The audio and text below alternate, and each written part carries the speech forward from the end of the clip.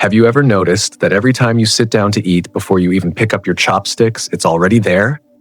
No sound, no disturbance, just a gaze. It sits there, head slightly tilted, eyes following your every movement, as if its entire world exists in the bowl in your hands.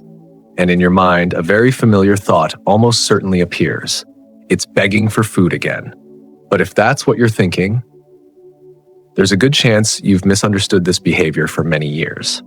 And what I'm about to tell you might make you see every meal you've ever shared with your dog in a completely different way.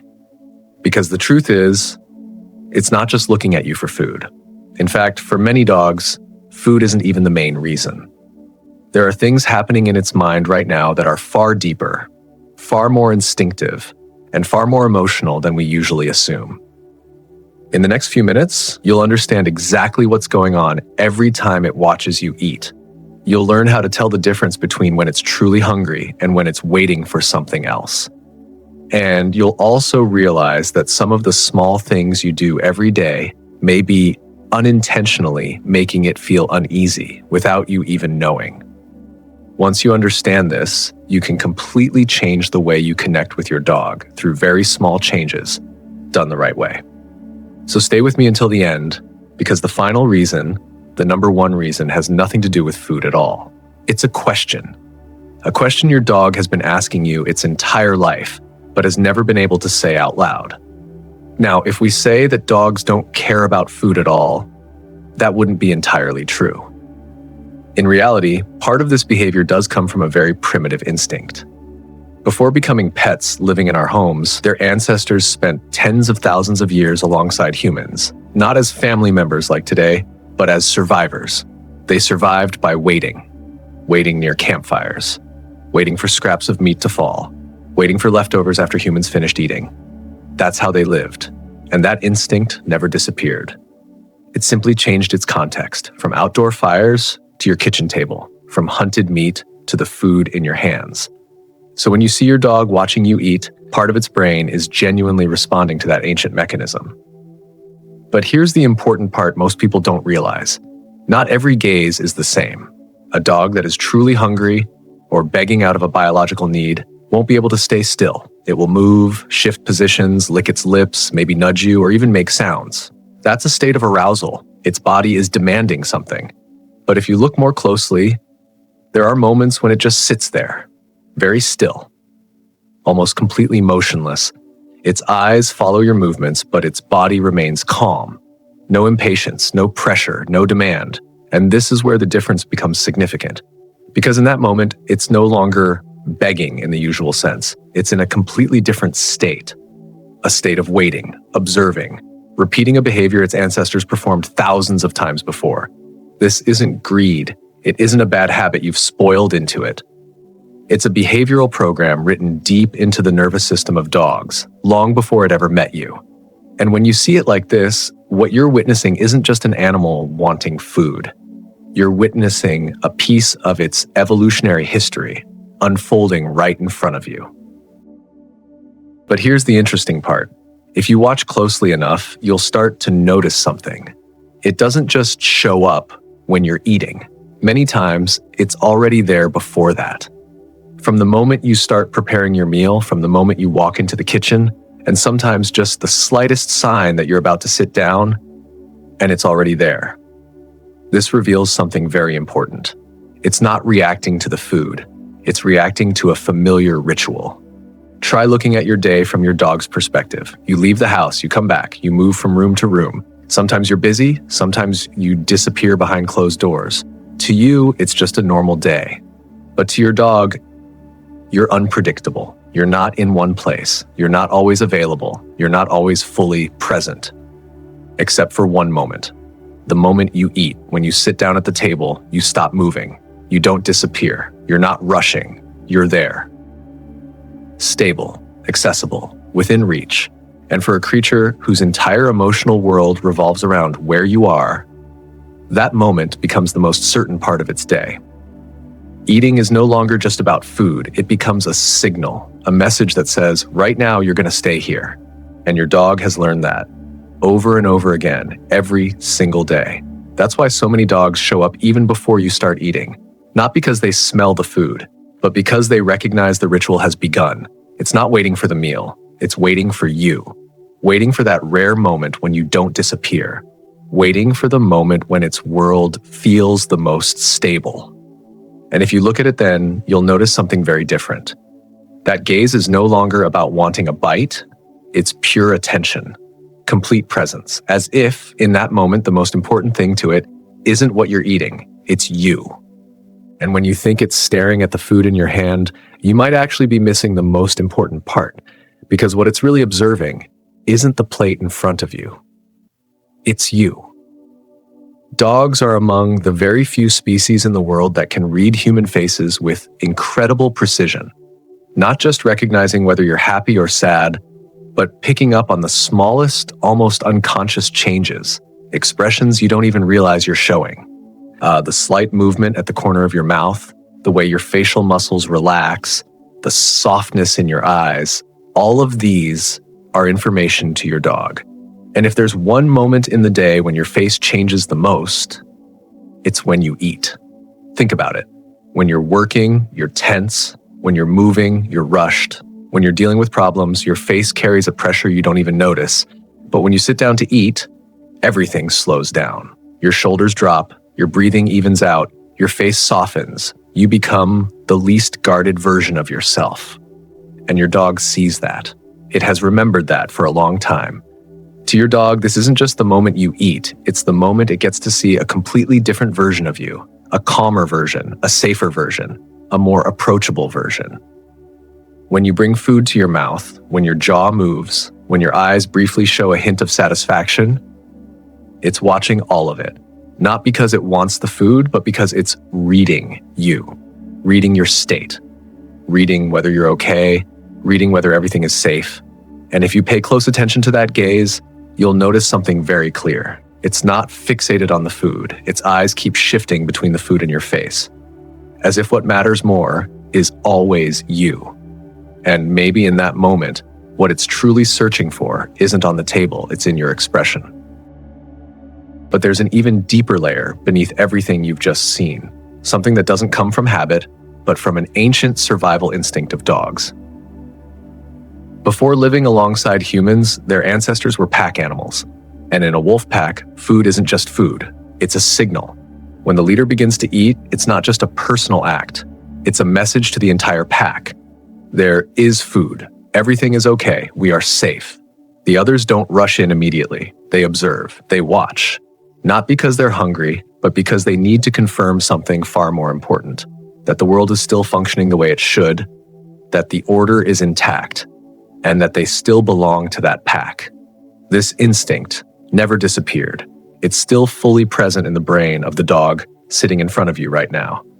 When you start eating, a very deep part of its nervous system is activated. It doesn't just see you eating, it's checking. Is the leader eating? Yes. That means there is food. That means there is no immediate danger. That means the environment is stable. And if everything is stable, then it is safe too. That's why many dogs will watch you very intently during the first few minutes, and then slowly lie down, relax, or even look away. Not because they've lost interest, but because they've gotten their answer.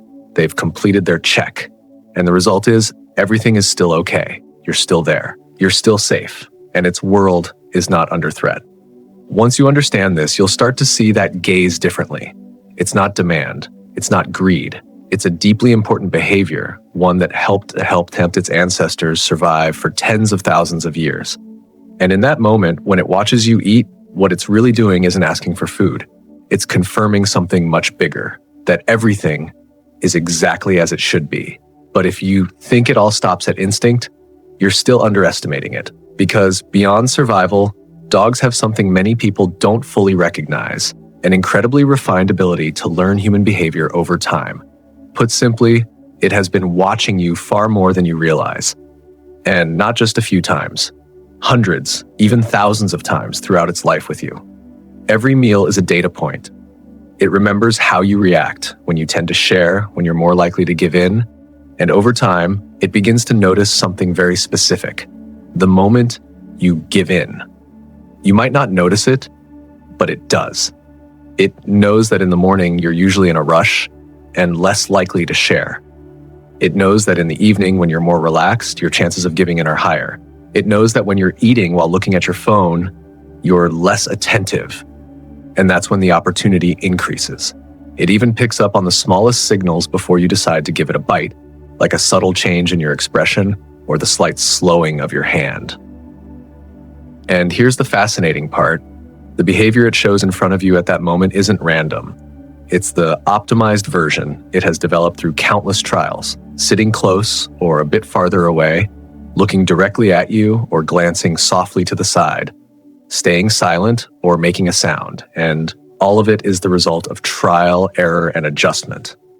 It might sound like it's calculating you, but this isn't manipulation. This is behavioral intelligence. It's learning how to communicate with you in the language you respond to the most, and in a way that feels very familiar, because all of us have at some point softened under that gaze. The way it sits quietly without bothering you, yet still present. Not demanding, but somehow impossible to ignore. And maybe deep down, you already know, it understands you more than you think, not through words, but through observation, repeated day after day in silence. But at this point, everything begins to touch an even deeper layer. It's no longer just instinct, it's no longer just observation, it's a sense of belonging. In the wild, eating together has never been just about satisfying hunger. For pack animals, it's a ritual, a way of confirming we're still together, we're still part of one another, we still belong to the same group. And your dog carries that ritual into your life, every single day, in a very quiet way.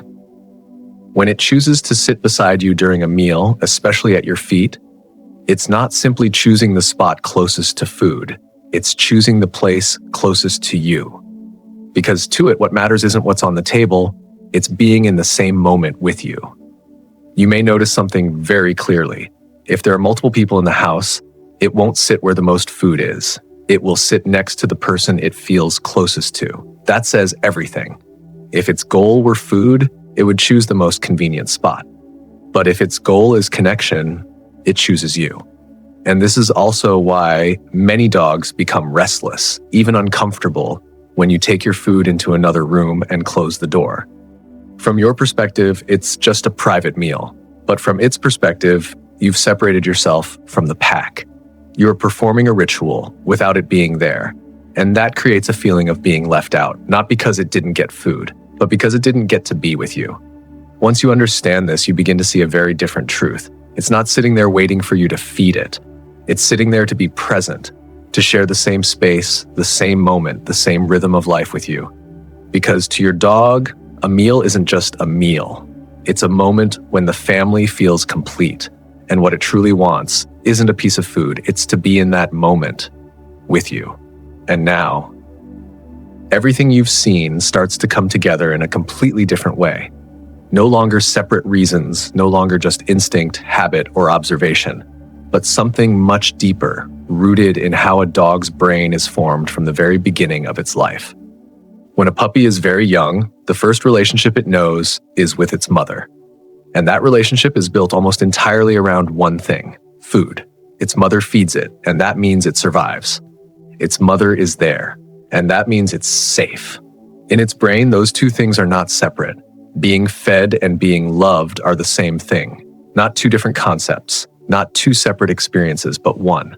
And as it grows, as it comes into your life, you take on that role. You are the one who feeds it. You are the one who cares for it.